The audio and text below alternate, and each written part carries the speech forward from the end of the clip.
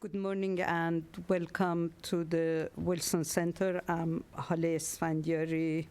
I'm the director of the Middle East program at the center. We are delighted to co-sponsor this meeting with Judith Yaffe, who is the doyen of security studies on the Persian Gulf states in this town, and we have had a series of cooperation together.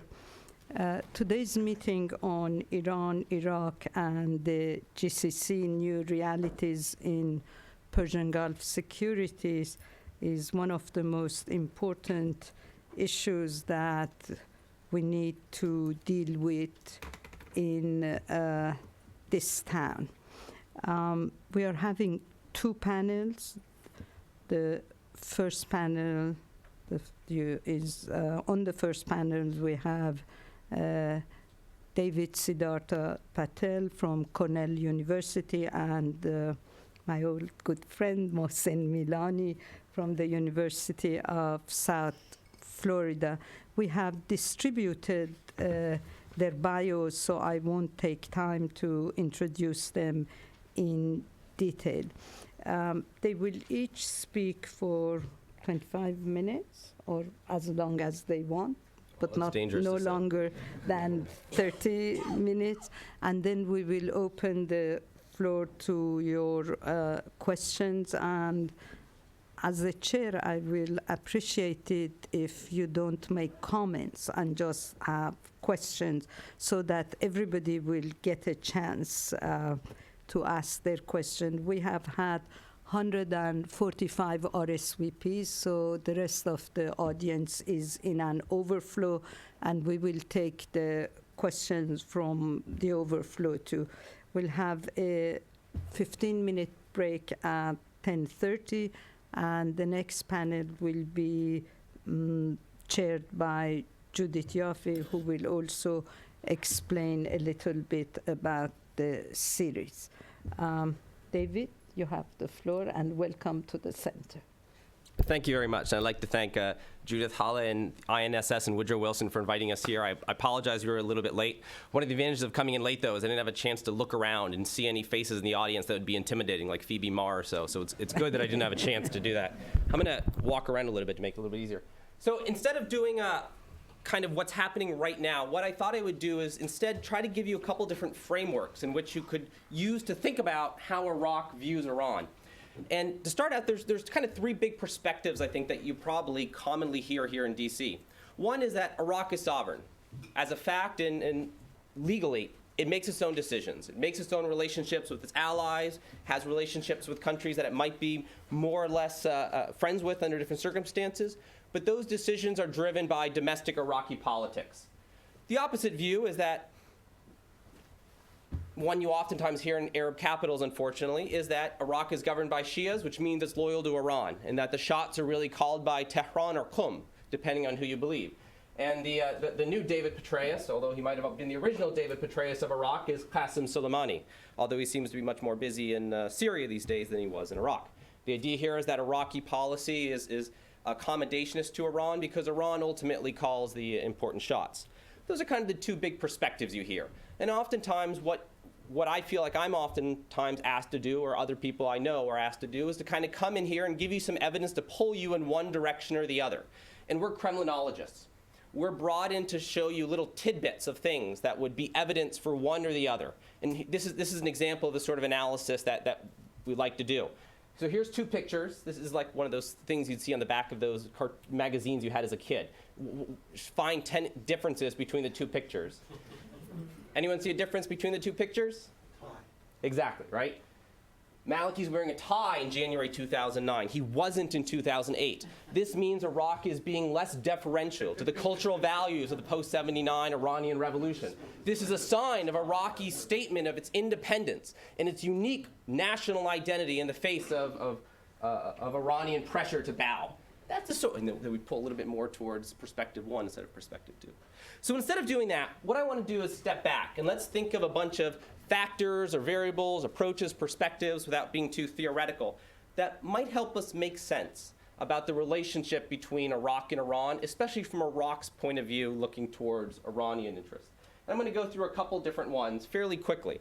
The first is looking at, if you just were thinking about objective threat and material interests in the two countries and the economic factors between the two countries. Next, I'll talk about some domestic politics. Huge field, lots of different things could be enveloped in there. And then finally, what I would call state identity approaches. And there's two types of those. The last one, which I'm calling interpretivist or cognitive, which I think is probably the dominant one in the media these days, building on the Shia revival idea. The core argument I'm going to make is no matter what perspective or approach or set of variables you think is important, all of these, with the exception of the last one, which I'll talk about, the implication is that the political, military, and economic influence that Iran has over Iraq is declining, and probably was always over-exaggerated to begin with. So that's the take-home point I want to leave you with. So let's go through these first of all and just talk about a couple of them. For interest of time, I'm not going to go in details of balancing versus bandwagon. Those of you who've taken international relations courses, I'm not an international relations scholar, but I spent the past couple days going back and rereading this literature. You can make almost any argument you want from that literature. If you want to say it's in Iraq's interest to balance against Iran, they see a threat in Iran, it's in their interest to ally with America, with Saudi Arabia, perhaps unofficially with Israeli policy to contain Iran's nuclear program, you can make that argument from a threat perspective. If you want to say it's in Iraq's interest to bandwagon Iran's a rising power, by bandwagoning with it, it'll gain some advantages, perhaps some territorial concessions, not just with Iran, but perhaps other territorial concessions or concessions on other interests. It has an incentive to do it. You can make any argument you want. I don't know if looking at just sheer threat perception will really tell you a lot about what Iraq should do. Economic factors, a lot of different estimates you'll see of Iraqi and Iranian oil production. Very difficult to get good data on this for a number of reasons. These numbers are pretty consistent with what I've seen. And what you see is Iraq and Iran basically are producing the same amount of oil, but headed in quite different directions.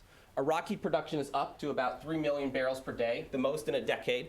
Iranian production seems to be down to about 3 million barrels per day, the least since the Iran-Iraq war. Iraq is exporting more than it has since the early 1980s, 2.6 million barrels, with revenues of $8.5 billion. And we'll see the impact of this on Iraqi attitudes in a moment. Iran's exports seem to be down, at least official exports. I don't know if some of you might have good data on smuggling, but who knows how much they're getting, how much the revenues are from smuggling. But certainly the revenues that Iran is bringing in from its oil exports has dropped dramatically, from about 9.8 billion a year ago to about just under 3 billion today. So if it's about economic factors, there's no doubt, at least in the short term, where the trajectories are headed. And even if Iran, the sanctions are bypassed or are eventually removed, Iraq's economic standing is much stronger now than it has been in quite a long time, and it looks to be improving. They may not hit those targets that they have for 2017, but pretty impressive gains in the oil industry. You see this in Iraqi attitudes, and I apologize for the small data here.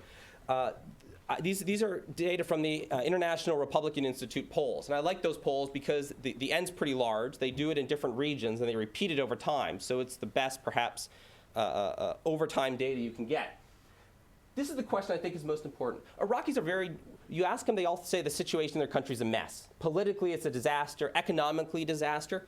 But when you ask Iraqis, over the last year, has your household's financial situation improved, gotten much better, gotten somewhat better, somewhat worse, much worse, or stayed the same? Overwhelmingly, in almost every part of Iraq, they say their family's economic situation has gotten better. And that's true from Baghdad all the way down to the south in Basra. The blue lines in each graph are much better or somewhat better. The red lines are worse, somewhat worse, and the green lines are stayed the same. Every single place, Iraqis say their situation's gotten better. And that's also true in the Sunni Arab majority areas, with the exception of Anbar, and the Kurdish areas as well. Not just that, they're really super bullish on their future. And they have been for a long time, but even more so in the past couple years. You ask them, thinking ahead to the next year, do you expect your household's financial situation to get much better, somewhat better, worse, much worse, stay the same? Everywhere across the board. It's gotten better since last year, and we expect our personal situation to get much better next year. They're the most bullish people, I think, on earth you'll find right now. That's important for thinking about how much room Maliki has, how much pressure Maliki will be under to make concessions on certain things. These data are all available on the IRI website. These are the Sunni Arab areas and the Kurdish areas. And you'll see, even in Anbar, even in Diyala, overwhelming majorities say that they're bullish. Not overwhelming majorities, but much larger percentage of people say that their situation will be better than it will be worse. Moving on to domestic factors. Some people say Maliki himself he's Shia, we know that, but that makes him close to Iran. I've never met the chap, but all the evidence I've seen suggests that he personally is not very sympathetic to Iran. And Maliki, my sense is he really has consolidated his position in the last 2 or 3 years. And we can talk more about that in the Q&A if you would like. But Maliki clearly is the key decision maker in Iraqi foreign policy right now. Maliki, very briefly in exile, spent time in Tehran and then very quickly moved to Syria. As far as I know, he never learned Farsi. There's not much evidence that during exile was particularly close to Iran, certainly nowhere near as close to the Iranian leadership as a number of other actors in Iraqi politics, especially from the Supreme Council for the Islamic Revolution in Iraq, or whatever they call themselves this week. Iran did develop alliances and proxy groups throughout Iraq in a number of different ways. I'll talk about them. They spent billions. I don't want to over-exaggerate this. There's another country that spent billions of dollars creating proxy forces in Iraq, paying off politicians, delivering aid, infrastructure projects, and that's you guys in the room. It didn't mean you could pull Iraqi politicians on strings, right? You found that out the hard way. Iran's found the same thing. They have a fraction of the number of resources, a fraction of the manpower, a fraction of the access that the United States had in Iraq. And so we shouldn't think that they, just because they have some religious affinity with some Iraqis, not a linguistic one, mind you, that they have the ability through aid to get Iraqis to do what they want them to do. It's a fallacy that I hear far too often, and we'll talk more about that in a moment. And I will say, probably the most important assets that Iran had in Iraq have been redeployed. They've been sent to Syria. Qasem Soleimani himself, well, actually, there were some tweets by some people in Kurdistan. He was apparently in Soleimani last week, and so there was a lot of hubbub. What's he doing up there? But my sense is, and this is strictly from newspapers and what you hear about what's going on in Syria, it sounds like a lot of the key resources they have had been redeployed. And especially since 2007, 2008, my sense is Iran's efforts in Iraq were heavily focused on the United States. It was heavily focused on countering the U.S. presence there. And without the U.S. there, without the SOFA that Iran probably expected, my sense is Iranian policy in Iraq is as much in flux and up in the air as U.S. policy towards Iraq has been. And finally, I'll talk a little bit more about Iranian influence in Iraqi society. Iran's main ally in Iraqi politics has always been the Supreme Council, who have failed miserably in developing a grassroots base of support. Here's from the same IRI survey, and this is the deep south of Iraq. Can you please tell me which party you're most likely to support? The Hakim's party, the Iraqi Islamic Supreme Council, barely breaks 15% in Kut, the place where it's probably easiest for it to build up support. In Karbala, 4%. If there was ever a natural place for them to build up a deep reservoir of domestic core constituents, it would be there. They failed miserably. They failed at the national level, they failed at the provincial level. They're still a player, but a fairly minor one, and they've been bypassed in terms of domestic Iraqi politics. You see that also in the far south, in Basra, which is and will be Iraq's economic lifeline in the future. They're barely getting 4%. And they're polling even behind Jafari's splinter group of Dawa. So their allies haven't fared particularly well. And I'm not going to talk too much about the Sadrists. I'm happy to talk about them in the Q&A. The Sadrists are not a unified bloc. They're extraordinarily splintered. There are a faction of the Sadr movement, or people who broke away from the mainstream Sadr movement, who are closely affiliated with Iran, and Iran's helped them organizationally, financially. But just as many of the Sadrists have never had deep connections to Iran. Most of them, I'd say, are deep Iraqi nationalists, and we can talk much more about them in the Q&A if you'd like. Finally, Iranian influence on Iraqi society. I'm not going to go into too much detail on this because I suspect Professor Mutahada will talk quite a bit about Shi'i clerical influence in Iraq. Shi'ism in Iraq is extraordinarily diverse. It's competitive, it's open to entry, and it's uncontrollable. Nobody dominates it. You go to Iraq today, and you will see every Marja from Lebanon to Iran opening up offices. Even when the Shirazi'in are opening up offices in Basra, you know it's a pretty open place when they're getting back into it. Husseinias are on every single street corner. A small fraction of them are funded by Iran and linked to Iran. Just as many of them are set up by somebody who he died and there was a dispute among his sons over who was going to get the house, so they set the house up as a Husseinia to avoid any sort of messy dispute within the family. And there you have a Husseinia, who a preacher comes in and starts doing things on Fridays and for fatahs when somebody dies. So there's this incredible explosion of religious institutional development in Iraq. We see this, and many people see the hand of Iran in it. Iran has very little influence over this. They're trying to influence as much as they can, and they're one actor in a very diverse field. The Modadasis are back. We know about the traditional clerical hierarchy in Najaf, and you find lots of visiting clerics. This was summer 2011 in Basra. Clerics are coming from all over. A few of them have spent time in Iran, just as many of them haven't. You do see religious institutions that are affiliated with Iran. This one is pretty clearly. They won't say it, but you look at the pictures you look at the books they're distributing, and it's pretty clear where the money's coming from. Building's empty, right? It's one of a dozen competitors in that city. And religious imagery is everywhere. Everywhere you go in Iraq, and this has been true since 2003. There's pictures of Mohammed Sadiq al-Sadr. There's the father of Muqtada Sadr, was a grand ayatollah assassinated in February 1999. Who many of the Sadrist groups and other groups are fighting to claim his legacy. Mohammed Sadiq al-Sadr, we think of him as the father of Muqtada. Iraqis think of him as he lived Hussein's life, right? He stood up knowing that he would pay the ultimate cost of it. He stood up and he was killed. His life personified Hussein's. That's even the people who aren't followers of his, that's how they talk about him. And if you really want to be critical, Sistani, he emulated Hassan perhaps more. So everyone's fighting for the legacy of Mohammed Sadiq al-Sadr. Muhammad Bakr al-Sadr as well. And so this iconography is everywhere. That's important to keep in mind when you hear these stories or read these stories about pictures of the supreme leader of Iran throughout Baghdad. Even in those billboards, which we've been reading about for the past week, notice he's up there next to Grand Ayatollah Mohammed Sadiq al-Sadr.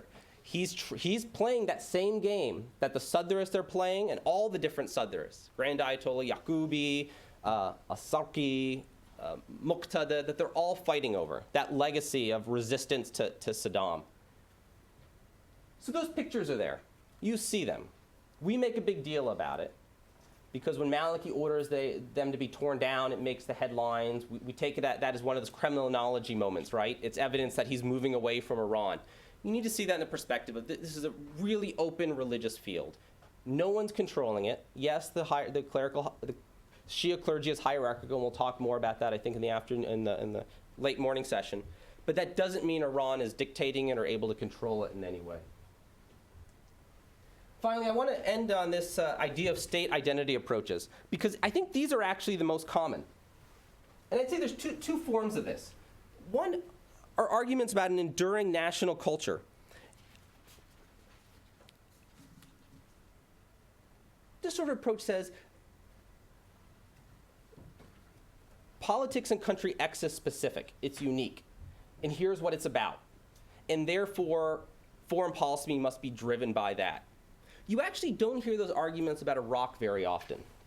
And that might be because studies of Iraqi foreign policy during the monarchical period, they were very specific about the monarchy and the interests of the monarchy. Iraq very briefly merges with Jordan, right, for like 6 months in 1958. I mean, very much of the interest of the monarchy. Afterwards, so much of it's focused on Saddam.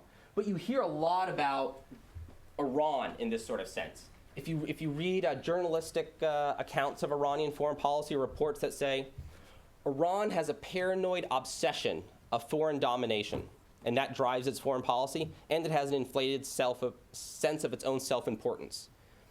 That's kind of an enduring national culture argument. These things are what drive Iranian culture and Iranian foreign policy. You don't hear those arguments about Iraq, but I think you'll start to hear them. You certainly hear them about Iraqi domestic politics. Iraq needs a strong man, Ali al-Watardi sort of arguments about Iraqi society. And so I think in the next few years, we'll see more and more arguments about an enduring national culture of Iraqi foreign policy. But I'd like to hear what other people in the audience think, if there is one right now. I think a much more common approach is an interpretivist cognitive approach. This is saying that it's an axis of interpretation. Because Iraq is Shia, they interpret information in ways that make sense to that identity. That identity helps them make sense of information, helps them make sense of their own action, without going too poco here. So Iran getting a nuclear weapon, is that a threat to Iran? Iran's development of a nuclear weapons program, is that a threat to Iraq? Some people would say you can't understand that without understanding this cognitive frame that Iraqi politicians have because of that identity. This approach is extremely common. It's extremely problematic too. It's very popular. It's all over the media. Lots of books about it. It has mainstream relevance. Vali Nasser is most closely associated with it. But it shows up in lots of other places. And it's stuff even my students sometimes come to class knowing about. It might be the only foreign policy they come to class already knowing about because of its prominence in news outlets they look at. It's problematic for a lot of reasons. Iraq and Iran are both Shia. They convert to Shiism at very different eras, very different points of time, right? Iraq probably doesn't have a Shia majority. The area we call Iraq doesn't have a Shia majority population probably until 1900. Very different histories of Shiism there. The clergy developed in the two different places in quite different ways. In Iran, the clergy had access to state resources. In Iraq, they didn't. They developed under the Ottoman. There's been phenomenal scholarship on this. Mir Litvak, Yitzhak Nakash, a number of others. Very good work. We know a lot about how Shiism developed there, institutionally, culturally. Very different than Iran. These are two societies that fought a devastating war in the 1980s. You can't hear that enough. And those frontline fighters during the Iran-Iraq war for the Iraqis were Shia. They were young men in the South who are now middle-aged men. So the idea that somehow just because they share this religious affinity, they're both Shia, somehow that's going to lead to a shared worldview or a shared set of interests is really flawed. But it's very powerful. And you see it everywhere. These are just two stories I read in the last week. It shows up in reports that you guys probably read. It shows up in my students' papers. It shows up in the media, usually in the form of an adjective. They'll say, Shiite Iran's role. I can't tell you how many stories. The Christian Science Monitor, which is otherwise a great paper, is particularly guilty of this. In a story that has nothing to do with religion, they'll say Sunni Saudi Arabia and Shiite Iran. By using those adjectives, they're predisposing the reader to immediately think that it's that religious difference that's driving the difference between those two countries, when it could be oil policy, right? Why don't you say the monarchical kingdom of Saudi Arabia and the Islamic Republic of Iran? Then you might think it's differences in regime type that are driving it. Or maybe it's about two rising powers in the same region where they see the US leaving are fighting to be the dominant player in the region.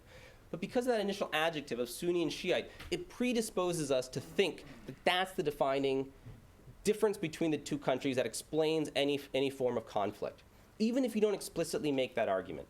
So I'm encouraging all of you to be very careful when you consume material and when you produce material about the use of those adjectives and to what extent sticking those in there, which they might be right, but we need to have better tests and ways to think about what are the interests and how those interests are being shaped by that identity before we know that's really what's going on. Otherwise, we could certainly miss opportunities to see differences that Iran and Iraq have and drive wedges between that relationship.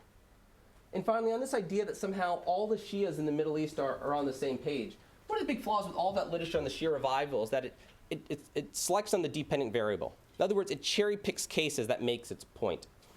So the Vali Nasser's book in particular, I hope Vali's not here. He's a dean now. He doesn't have time to come. Yeah, he's. The problem is, it's a real tendency to say, let's look at mobilization of Shia after 2003 and say it was this demonstration effect from Iraq that emboldened Shia to claim their rights.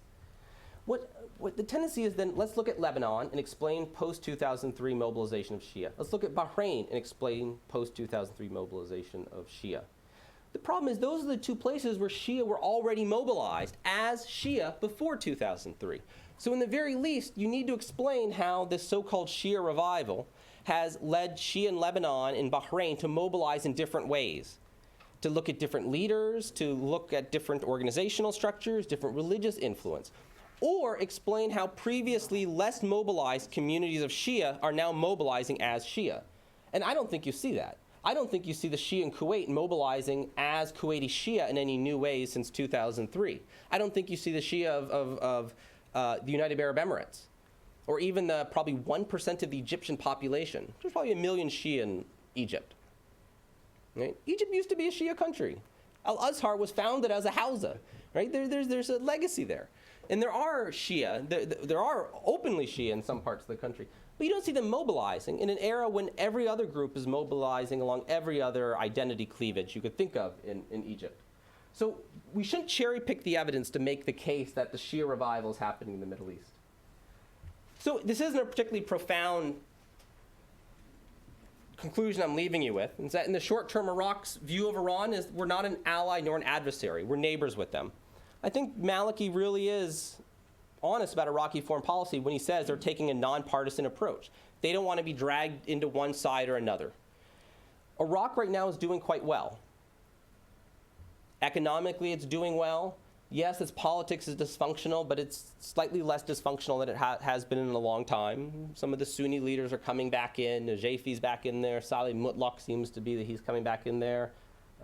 Who knows what Hashemi's fate's going to be, but Maliki's consolidated his position. There'll be elections at some point, probably next year. But I think in the meanwhile, Iraq, to track Iran isn't a bad one. And I think Iraqis certainly prefer that to the uncertainty and risk of what could happen. And Iraqis remember 2007.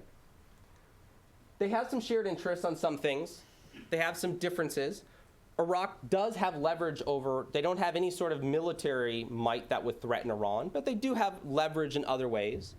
Right? If Iraq supports Kuwaiti or Emirati claims to islands, that's certainly leverage. Oil policy is most definitely a leverage.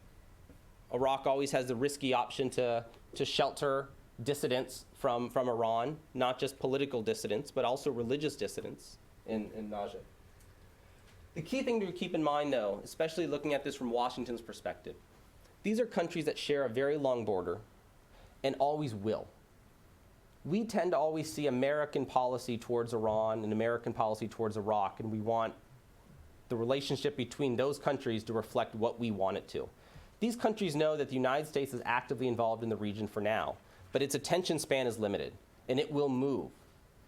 And those countries are still going to be neighbors. They're still going to be interacting with each other. Think about China's policy towards Mexico. Mexico knows that its relationship with the United States is always going to be there, no matter what China does towards Mexico. This is a simple point, but I think it's important when you're thinking about crafting U.S. foreign policy to remember these two countries have a relationship, and they know they have a relationship that's going to be there long after the United States is gone. And they both know that. I want to conclude by talking about the long term, what Iraq's view of Iran will be. And all of us who work on the Middle East have been thinking about the implications of the Arab Spring, and especially what this mobilization of youth means. Iraq is undergoing a simply remarkable demographic shift. And when I say remarkable, it's immense. These are population pyramids from the US Census Bureau, the international database. And you can see the population pyramid for the United States. The bar gives you how many millions of people in each age bracket that goes up. And this is the US. You can see the baby boomers right there that we're so worried about them moving into Medicare and bankrupting all of us. This is the Iraqi population pyramid. It looks like Libya's, looks like a couple of other countries in the Middle East. Doesn't look like Iran's at all, by the way. Iran's, their policy, their family planning has been quite remarkable and effective. Their population pyramid looks a lot more like the United States. Iraq is undergoing a tremendous demographic shift. 48% of Iraqis are 19 years or younger, right? What that means is they were born in 1992 or later. Over half of Iraq's population was born after the first Gulf War. If you think that people have memories, they become politically aware at age 10, that means a majority of Iraqis today do not remember the Ba'ath period. This population in Iraq is massive.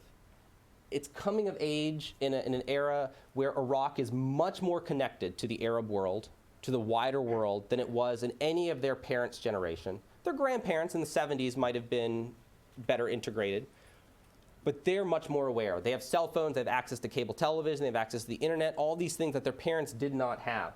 They don't remember the Iran-Iraq War. They don't remember the first Gulf War. Those are stories they hear, but what they do know is this era of US occupation, of Sadrist-influenced activism, of the Arab Spring, of watching Al Jazeera and watching what's happening in Tahrir Square and what's happening in Pearl Roundabout. Those young Iraqis are going to swamp all previous generations combined. They're going to swamp them numerically in terms of voting. They're going to swamp them in terms of needs that the state's going to have to provide. They're going to swamp them in terms of mobilizational resources, either for the military or for domestic activism to put pressure on the government. And I have no idea how these youth think. And the samples we get, the surveys that I've seen, they're based on an extraordinarily biased sample. Any sample is a representative of something, right? The question is, what's that sampling frame? What's it representative of? The youth surveys I've seen from Iraq, the interview data, I have no idea how representative it is. But it's something we should all be thinking quite a bit about. The last slide is, are Iraqis connecting to Iranians? What can we say with the data that are available about where they're looking at? This is just a fun data source that came by last week. And what it does is it ranks countries based on the number of Facebook friendships between countries and the total number of Facebook friendships within countries. And what you see is these Iraqis really are connecting. They're not connecting to Iran. Iran's way down the ranking of the number of Facebook friends that are being made between Iran and Iraq. This is just to leave you with this last notion that clearly a lot of this is being driven by refugees, right? Sweden's way up there. Australia and New Zealand are surprisingly large. But I don't see a lot of evidence of the Iranian and Iraqi populations culturally connecting, developing affinity. There's lots of religious tourism. Lots of Iranians are coming to Iraq to visit Najaf and Karbala. They're spending money and they're going home, right? They're not developing deep personal friendships that are going to be there for ages. You have people who have families on each side of the border because of policies that Saddam pursued.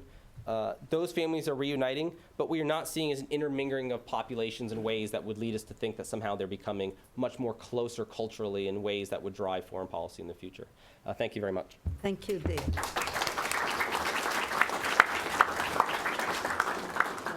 Mosen, you...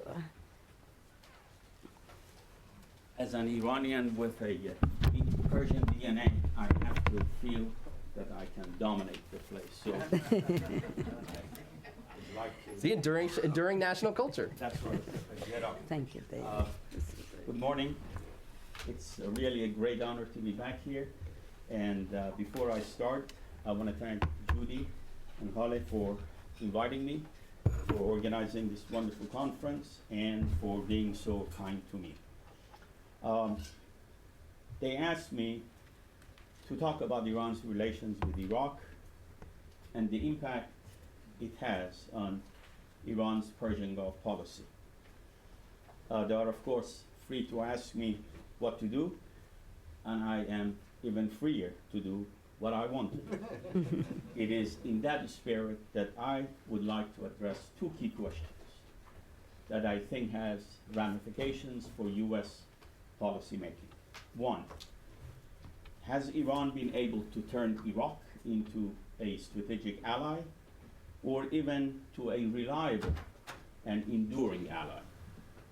Second, how has Iran's relations with the post-Saddam Iraq changed, thank you, Iran's Persian Gulf strategy, and more specifically towards Saudi Arabia, which is the most powerful member of the GCC?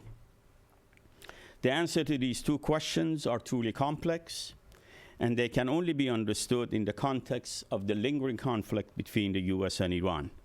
A key component of that conflict is a geostrategic competition for power and influence between these two countries. For the past decade, Iraq has been the main battleground of that competition. There is also a regional, but much less important subcontext to this geostrategic competition.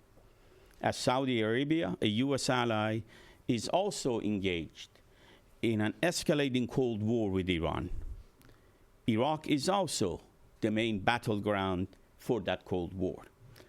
Therefore, Iran's bilateral relations with Iraq have serious regional ramifications for stability as well as for energy security.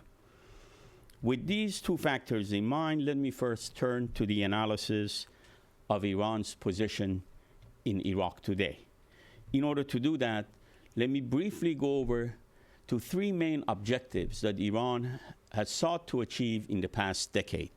And then, once I'm done with this, I'll give you my assessment whether Iraq is a strategic partner or an ally. Iran's goal and objectives in Iraq are complex, and they combine clear strategic goals with tactical flexibility and soft power with hard power. The most important objective of Iran, one that I believe Iran has already achieved, is to establish a friendly, Shia-dominated government that is strong enough to maintain internal cohesion, as well as the territorial integrity of Iraq, but is not strong enough to challenge Iran militarily or to pose a grave security threat. When an infamous pamphlet endorsed by Saddam Hussein's government entitled "Three Whom God Should Not Have Created," Persians, Jews, and flies, were published, it was dismissed as sheer propaganda. It was not. It reflected a mindset. Saddam Hussein saw Iran, as well as many of his supporters, as a mortal enemy that must be deterred and defeated. It was that hateful mindset that led to Iraq's invasion of Iran in September of 1980. The Iraq-Iran war was viewed by, unfortunately, the US and the Arab countries of the Persian Gulf as an effective way to stop the export of the Islamic Revolution and the ability of Iran to expand its influence in the Levant and the Arab Middle East. For 8 long years, Iran and Iraq fought a devastatingly costly and mindless and useless war. And then from 1980, when the war ended, to 2003, a cold peace based on mutual suspicions and animosity prevailed between the two countries. US invasion of Iraq, therefore, was an unintended strategic gift from Washington to Tehran, which transformed Iraq from a sworn enemy to a friend of the Islamic Republic. This transformation, I would argue, has been the single most consequential and positive strategic development for the Islamic Republic since the disintegration of the Soviet Union in 1990. Iran quickly took advantage of the American occupation and the security vacuum that it has created to gain strategic depth in Iraq, and that allowed Iran to expand its influence in Iraq and beyond. In Iran, to achieve its goal, Iran went through 3 different phases. From 2003 to 2005, when the Shia-dominated United Iraq Alliance won the election for the Transitional National Assembly in January 2005, Iran essentially played a very cautious role. At that time, Khatami was in power in Iran, and the Ayatollahs were really afraid of the shock and awe because they believed that Iran could be next. And therefore, Iran tried to quietly build its network and patronage system and pushed for democratic elections to empower the Shiites. In the second phase, covering from 2005 to 2011, Iran became much more interventionist in Iraq. Iran believed at that time that its bargaining position could only strengthen as the US sank deeper into the quagmire of Iraq, and that escape from US would require an agreement with Tehran. So Iran's strategy contained elements of confrontation with the US, albeit indirectly, providing lethal weapons to the Iraqi Shia militants and extremists that killed American soldiers. And finally, we had 3 sets of negotiations between Iran and the US, how to stabilize the situation in Iraq. And after the US troop withdrawal from Iraq in 2011, Iran has substantially increased its activities to solidify its gain in Iraq. Of course, to help the Iraqi Shiites, Iran has hedged its bets and supported different Shiite groups at different times, and at the same time has tried to play a mediation role whenever they were engaged in dispute. It is not far-fetched to assume that Tehran's ultimate goal at this time is to establish what I call a corridor of resistance against the US and Israel that stretches from Tehran to Baghdad, to Lebanon, and to Syria. Iran's second goal from the very beginning was to make American occupation as costly and bloody as possible without any direct confrontation with the US, to pressure the US withdrawal from Iraq, and to prevent the US from establishing military bases there. Although Iran welcomed the removal of Saddam, it opposed US presence in Iraq, and more importantly feared that the US troops could eventually be used to attack Iran. And that is why Iran from the very beginning has sought to develop an asymmetrical retaliatory capability inside Iraq to deter the US from attacking Iran or to attack Iran's nuclear facilities. The key moment for the expansion of this deadly network came when Paul Bremer, the head of the Coalition Provisional Authority that ruled Iraq from May 2003 to June 2004, dissolved the Iraqi armed forces, which I believe was the single greatest mistake the US made in Iraq, and thus created a huge security vacuum that allowed Iran to expand its security sphere in Iraq as Iranian agents penetrated Iraq. To make the occupation costly, Iran used a 3-pronged strategy: propaganda against the occupation, empowerment of militant Shia groups that oppose the occupation, and finally, smuggling arms to Iran through different networks. In his congressional testimony, David Petraeus has testified that Iran provided many lethal weapons that killed American soldiers. But at the end, Iran was able to achieve what it was looking for. American troops did leave Iraq, and in the strategic framework agreement that was signed between Iraq and the US, it is stipulated that Iraqi land, sea, and air shall not be used as a launching or transit point for attacks against any other country. This was clearly a victory for Iran. The third goal is to create a sphere of influence in southern and northern Iraq. There are 2 or 3 components to it. One of them is religious, and I have learned that in presence of people who know much more about you, you should be quiet. So I'm not going to say a word about the Shia establishment, the connection between the Shia establishments in Iran and Iraq, because Roy is sitting here, and he's going to give me a failing grade if I do. So I'm going to focus on the economic aspect of it. It is really, truly amazing that about 10 years ago, Iraq was Iran's greatest enemy, and today, Iraq has become Iran's second largest trading partner. In 2003, Iran's non-oil imports from Iraq totaled 180 million. By 2008, this figure was 7 billion. And by 2012, it has increased $10 billion. Iraq is also largely dependent on energy imports from Iran. In 2009, it imported $1 billion in energy, 40% of which was electricity and 30% refined petroleum product. Iran has also been involved in rebuilding Iraq's energy infrastructure. In 2007, for example, Tehran signed a $150 million contract to build a 300 megawatt power plant in Baghdad. And in 2008, it agreed to build a 400 megawatt electricity line between Abadan and a city in southern Iraq. Iran is also heavily invested in Basra, a strategically important port city, and Iran is planning to develop free trade zone, and build crude oil and oil pipelines between the city of Abadan and Basra. Iran's commercial relations with Kurdistan have expanded as well.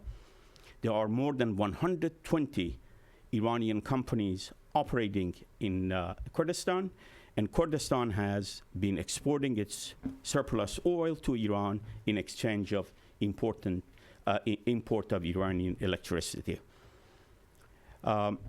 So Iranians are quite active, and they have been able to establish close economic relations with the Maliki government. Now, so what does that mean, and where does Iran stand today? Well, I believe, yes, there is a Shia-dominated government that has close and friendly relations with Iran. Iran is no longer a threat to Iran. Iraq is no longer a threat to Iran, and I believe it is very unlikely that it would pose a serious security threat to Iran in years and years to come. Iraq has a government that, according to the Transparency International, is the 7th most corrupt government on the earth today. It is not going to be easy for that government to put the house in order and pose a threat to Iran. Kurdistan Regional Government has established an essentially de facto government that signs independent oil contract with major oil companies, much to the opposition of the central government in Iraq. Yes, Iraqi army is getting stronger. It might even get weapons from the United States, but the days that Iraq could pose a threat to Iran are gone. And that, I would submit to you, is a victory for Iran. However, it would be a huge mistake to assume that Iraq has become even an enduring and reliable partner with Iran. If Iraq is getting support from Iran, it is because it needs that support from Iran. Let's be honest. Without the Iranian support, the Shiites are going to be sandwiched by the Kurds and the Sunnis. They need Iran. So it is not that they love Iranian culture. Nations don't have friends, they have interests. It is their interest to use Iran not only in their internal struggle against Kurds and the Sunnis, but also to balance American presence in Iraq. So I don't think Iraq is going to be a strategic partner for Iran. And the reason why I say that is because there are two elements that are the foundation of Iranian foreign policy: anti-Americanism and anti-Israel. I simply do not see Iraq taking any positions that would convince me that they're going to become an anti-American or even anti-Israeli country. Again, if they are friends with Iran, is because they need Iran. It is not because they have concluded Iran has become a strategic ally. And I believe Iran knows that very well. Maliki is playing a balancing act, very much like what Hamid Karzai is doing in Afghanistan. In fact, I think they have been tutored. They have been tutored by the same guy. They're doing it exactly the same way. They are using. He is balancing his relationship with Iran and the US as he plays out the two against each other, and he seeks to become dependent on neither one. And I think I can show you as many quotations that you can show me that the Iraqis don't trust the Americans, that they tell the Iranians that they don't trust Americans either. I think this is the game all of us play. This is not being critical of Iraq. I can't think of any country that doesn't do it otherwise. What they say publicly and what they do privately are usually very different. I think in a recent piece that Tony Cordesman wrote, and I think it's a brilliant piece, he is essentially arguing that the U.S. should rethink its strategy of considering Iraq as a strategic ally. That Iraq is not going to become a strategic ally of the United States precisely because they need to address Iranian concerns too. I believe what he says is equally true about Iran. Iran cannot, and I believe will not, rely on Iraq as a strategic partner. The second question is, how has this Iran's new relations with Iraq changed Iran's positions in the Persian Gulf? I think, for one thing, the most powerful counterweight against Iran is no longer there. That is going to have profound ramifications for the U.S. foreign policy in that region. This is going to give Iran some maneuverability in the Persian Gulf. But this also has a couple of bad consequences for Iran, or perhaps one of them is good. One is that it is going to make America much more visible and much more engaged in the Persian Gulf. If Iraq can no longer be used as a counterbalance against Iran, then the U.S. must take more responsibility in the region, which takes me to the second. The second consequence is that it has forced Saudi Arabia to show its hands. What Saudi Arabia used to do in private, now it has to do in public. In other words, now it is Saudi Arabia who is trying to play the role of acting as a counterbalance against Iran. More than a year and a half ago, I wrote a piece for Foreign Affairs, and I talked about the Cold War between Iran and Saudi Arabia. And I made 3 important points then, and I believe those 3 importance are relevant today. First, I said this is a real Cold War. Even if Tehran denies it, even if Riyadh denied it, even if they kiss each other's face, even if they embrace one another. It is a real Cold War, and both countries are using their wealth, their unique positions in energy security domain, their positions as self-proclaimed leaders of the Sunni and Shia worlds, and their covert and overt means to achieve their goals and undermine each other. Iran sees Saudi Arabia as a stooge of the US and as a proxy with a lot of money, who essentially represents what Ayatollah Khomeini used to call America's Islam. Saudi Arabia sees Iran as a natural troublemaker and as an ambitious country determined to use Shiism to camouflage, to impose Persian hegemony in the Persian Gulf and beyond, a country that must be contained and, if possible, overthrown. The main source of stability, as far as the Saudis are concerned, is the Islamic Republic of Iran. Now, in 3 areas that they have been fighting, the most important for me is in the area of energy, and that's where Iran is losing. Follow the money trail, and the rest is nonsense. When it comes to energy security, Iran has lost, and has lost big. And at the end of my talk, when I have to make some conclusion, I'll come back to this point. Saudi Arabia today is the leading producer of oil and is the leading country in OPEC, a position that Iran held in 1978. So Iran has lost that, and this is a major, major setback for Iran. In Iraq, I believe Saudi Arabia lost, and they lost big. They invested over $50 billion in supporting Saddam Hussein's war machine against Iran.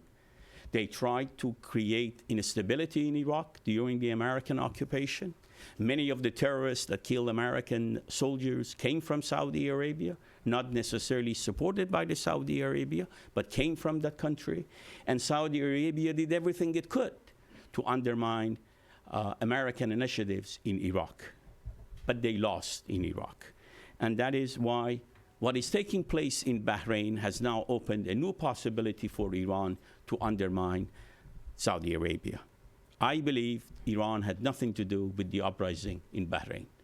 I think the Shiites there have decided to question the authority of the king there, not because they are Shiites, but because they happen to be powerless who are Shiites.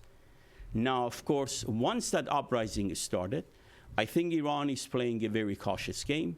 They're waiting to see what's going to happen in Syria.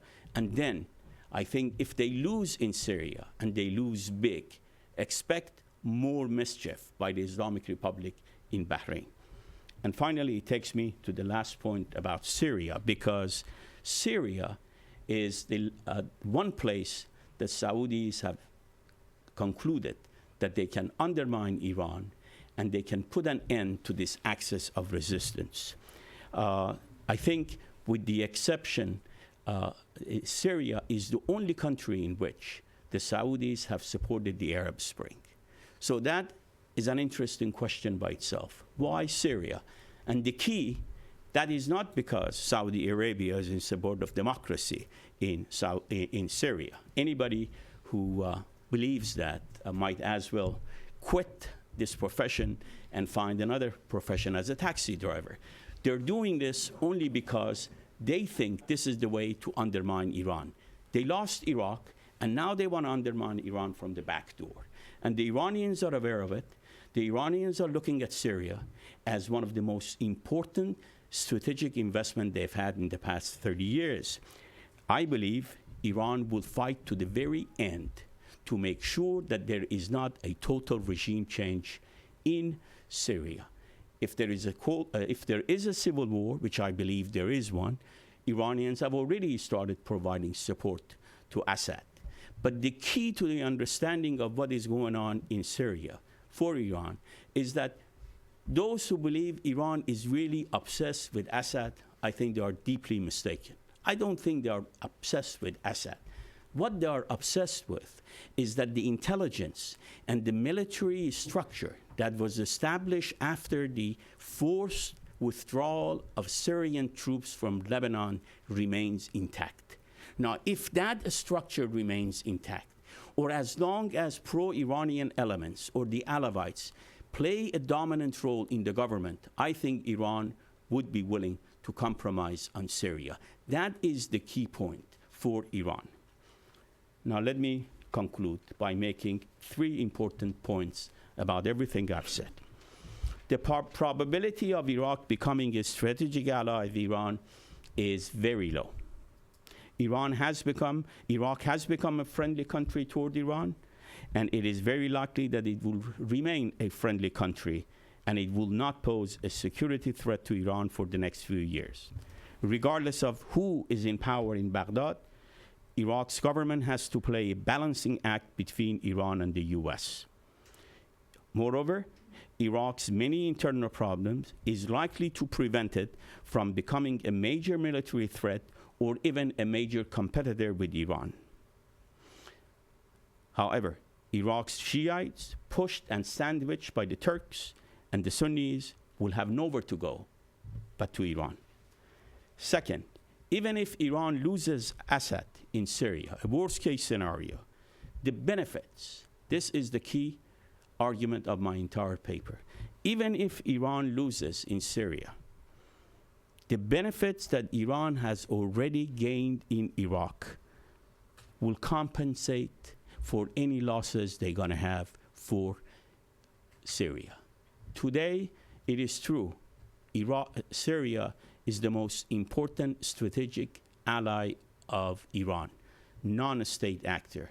However, I would argue Iraq is the most important country for Iran at this time.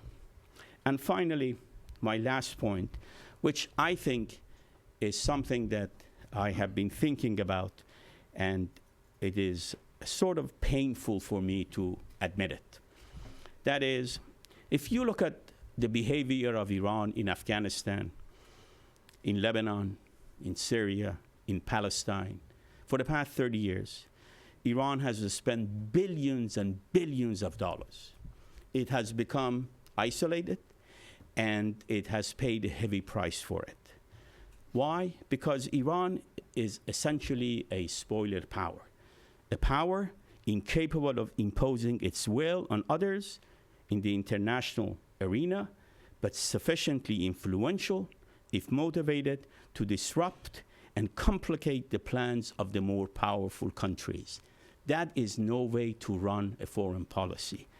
The Islamic Republic is against something, America. It is not for something. And most importantly, what is the purpose of a country's foreign policy? If your foreign policy cannot bring prosperity to your country, then it is a failed foreign policy. Many years ago, a good professor of mine used to say the difference between the FBI and the CIA is that the FBI wants to make sure that American money doesn't leave the country, and the CIA wants to make sure that other countries' money is brought back to America. Now, in Iran, it is the reverse. The Iranian money is going to Lebanon, is going to Syria. Iran has got itself engaged in a war with Israel. Iran has absolutely no national interest to do that. It is supporting by billions of dollars extremist element in Iraq, extremist element in Afghanistan, and at the end of the day, what has it brought for Iran except economic devastation, a country in economic ruin? That is not a recipe for a successful foreign policy. And let me end by a beautiful Persian proverb that says, "In rah ke to miravi be Kurdistan ast." That means the path you're taking is the path to nowhere. This is the path of Iranian foreign policy. Thank you. Thank you very much.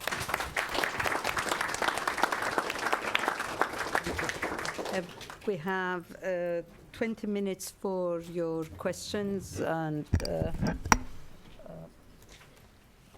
please feel free to ask questions. Yes, please just wait for the mic and identify yourself. My name is Jennifer Sanderson. I'm from Crisis Action. My question is for Dr. Patel.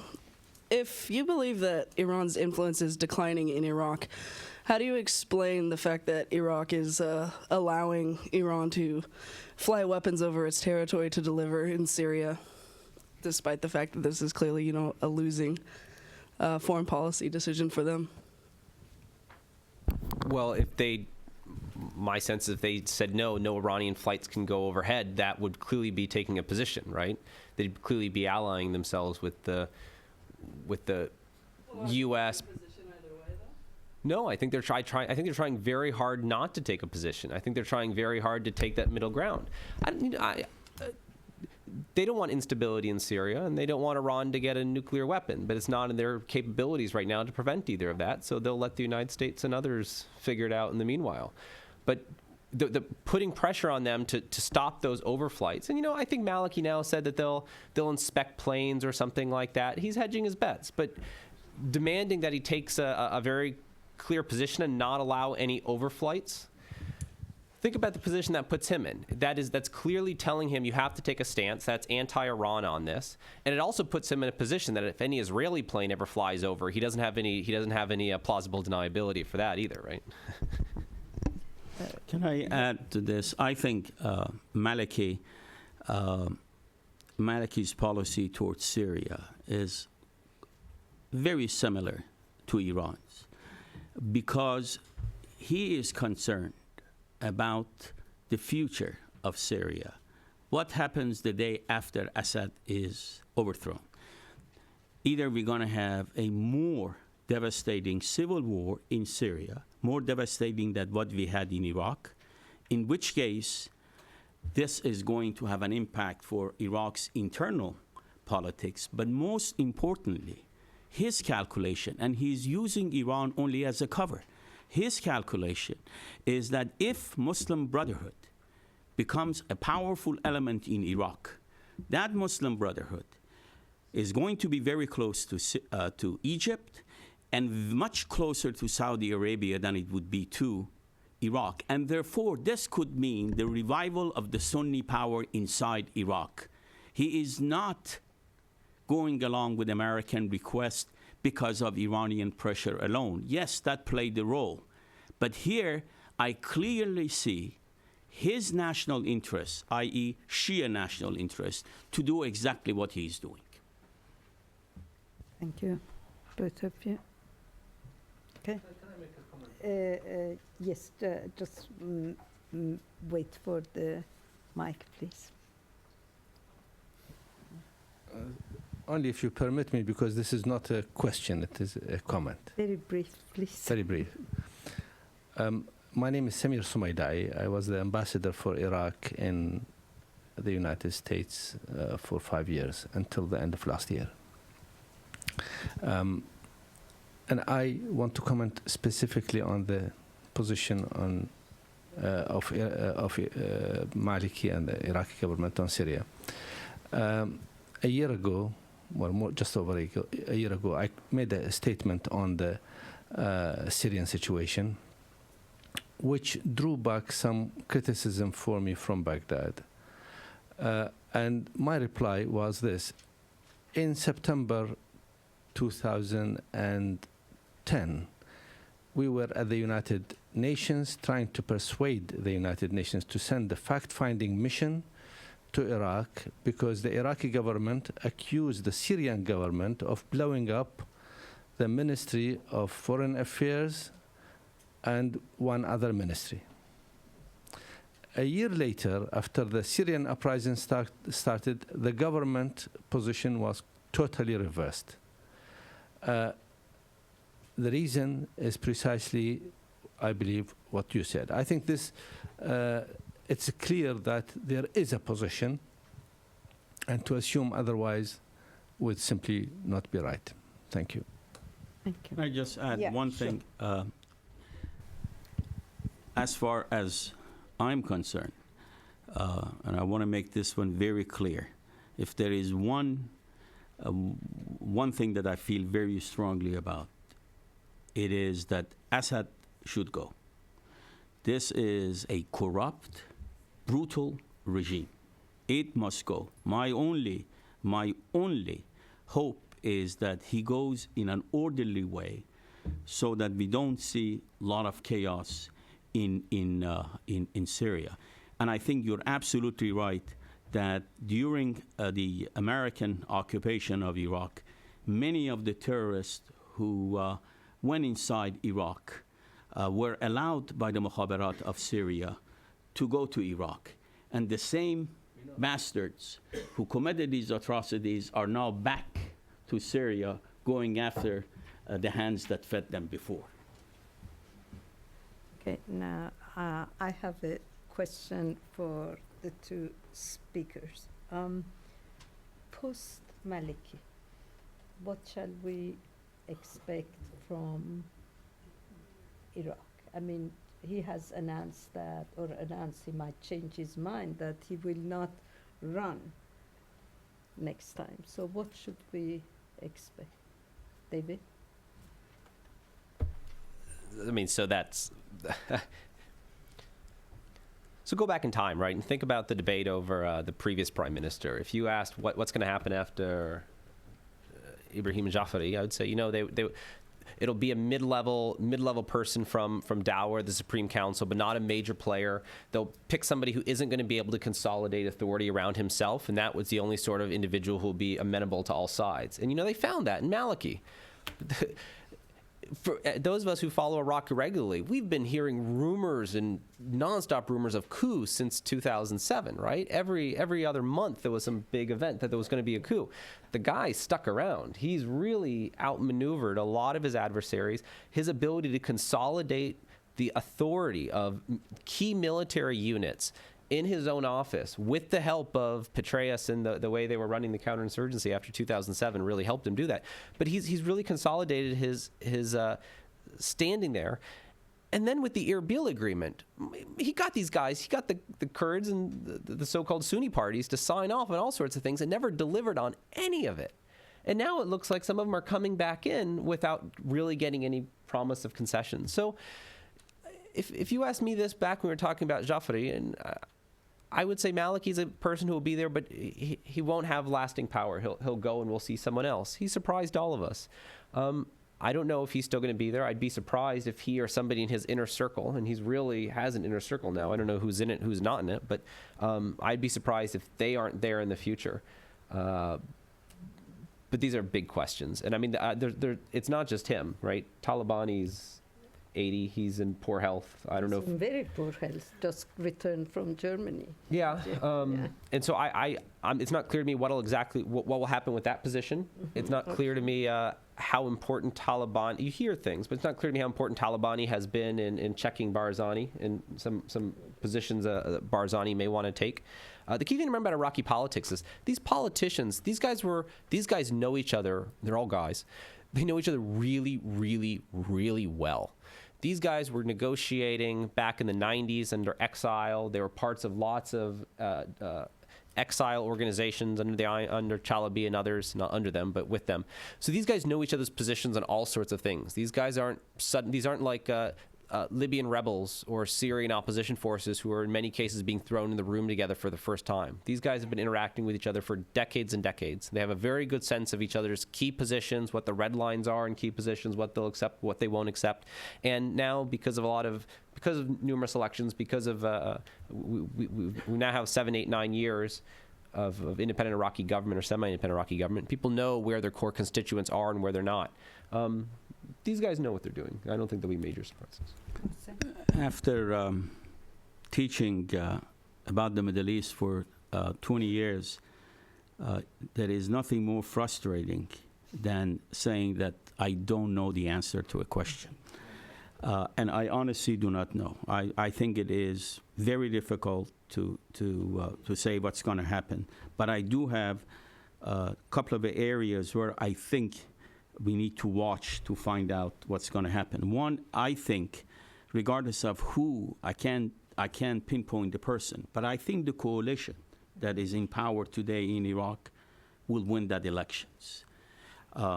That coalition, I think, is going to stay there for a while. Second one, as far as how Iran is going to use its leverages, and it has quite a few in Iraq, I think it depends on two factors. A, what happens to Syria? If Iran concludes that Assad's days are numbered and that Iranian objectives cannot be achieved in Syria, and if this is going to create complications for the Hezbollah in Lebanon, it is very likely that Iran is going to try to push to bring more pro-Iranian elements to power. That's number one. And number two, I think it's even more important than Syria, is the status of nuclear negotiations between Iran and the U.S. Should they reach some sort of understanding that they can resolve this peacefully, I think, regardless of what happens in Syria, you're going to see Iran playing a much more collaborative role with the U.S. in Iraq than it has done before. Thank you very much. I think we are going to take a 10-minute break now, and we'll be back in 10 or 15 minutes, depending on the decision of the chair. Please join me in thanking our two speakers.